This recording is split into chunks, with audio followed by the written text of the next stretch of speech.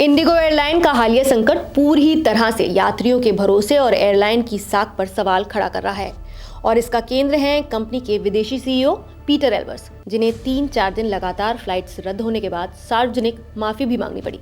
On behalf of all of us at Indigo, would like to extend our sincerest apologies for the major inconvenience this has caused to many of our customers on account of delays or cancellations.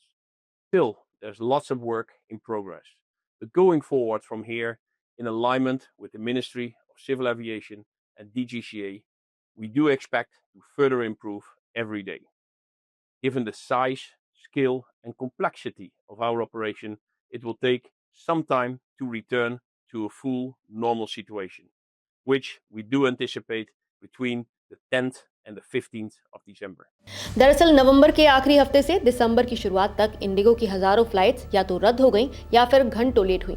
Delhi, Mumbai, Bengaluru और हैदराबाद समेत कई बड़े airports पर यात्रियों की लंबी कतारें और अफरा तफरी मची। लोग अपनी कनेक्टिंग फ्लाइट मिस कर गए, कोई इंटरव्यू या अपॉइंटमेंट पर नहीं पहुंच पाया और कई यात्रियों को तो रात भी एयरपोर्ट पर ही गुजारनी पड़ी।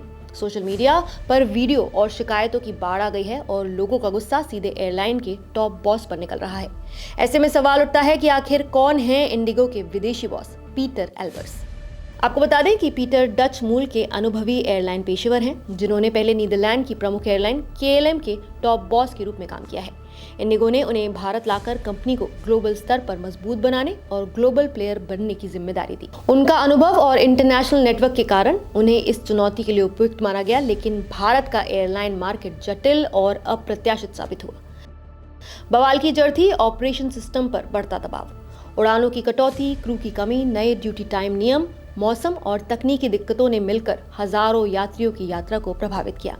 दिल्ली, मुंबई, बेंगलुरु और हैदराबाद के एयरपोर्ट्स पर अफरा तफरी मची। यात्रियों की नाराजगी सोशल मीडिया और टीवी डिबेट्स तक पहुंच गई। सवाल उठे कि क्या विदेशी सीईओ भारत की जमीन पर चल रहे ऑपरेशन की वास्तविकता समझते हैं और क्या प्रॉफिट की दौड़ में प्लानिंग और सुरक्षा को नजरअंदाज किया गया। 3-4 दिन लगातार फ्लाइट्स रद्द होने के बाद पीटर एल्बर्स ने सार्वजनिक माफी मांगी। उन्होंने स्टाफ को लिखा और वीडियो मैसेज दिया कि इंडिगो अपने रोजाना 3.8 लाख यात्रियों से किया स्मूथ ट्रैवल का वादा पूरा नहीं कर पाई। उन्होंने ग्राहकों, स्टेक होल्डर्स और कर्मचारियों से दिल से माफी मांगी और प्रभावित यात्रियों के लिए 3 बड़े कदम उठाने का वादा किया। पहला, बेहतर कम्युनिकेशन। दूसरा, फंसे यात्रियों को जल्दी फ्लाइट या विकल्प देना और अगले कुछ दिनों में स्केड्यूल और क्रू को दोबारा से सेट करना। कंपनी ने DGCA और अन्य एजेंसियों के साथ बैठकों में भरोसा दिया कि ऑपरेशन को स्थिर करने के लिए क्रू हायरिंग बढ़ाई जाएगी, स्केड्यूल रीवर्क होगा और नए ड्यूटी टाइम नियमों के हिसाब से सिस्टम एडजस्ट किया जाएगा।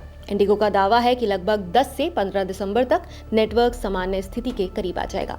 कुल मिलाकर ये सिर्फ फ्लाइट्स की देरी की कहानी नहीं है, ये भरोसे, विदेशी बॉस की रणनीति और भारतीय एयरलाइन मार्केट की जटिलताओं की कहानी है। एक विदेशी सीईओ, ग्लोबल एक्सपेंशन की दौड़ और भारतीय ऑपरेशन की अनियमितताओं ने मिलकर ऐसा संकट खड़ा किया है कि माफी मांगना ही अब सबसे जरूरी कदम बन गया।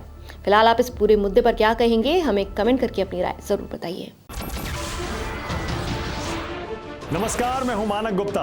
अगर आपको हमारा ये वीडियो पसंद आया हो तो इसे लाइक और शेयर जरूर करें और हाँ, हमें सब्सक्राइब और फॉलो करना ना भूलें ताकि आप देश और दुनिया की कोई खबर मिस ना करें। तो जुड़े रहिए हमारे साथ और देखते रहिए न्यूज़ 24।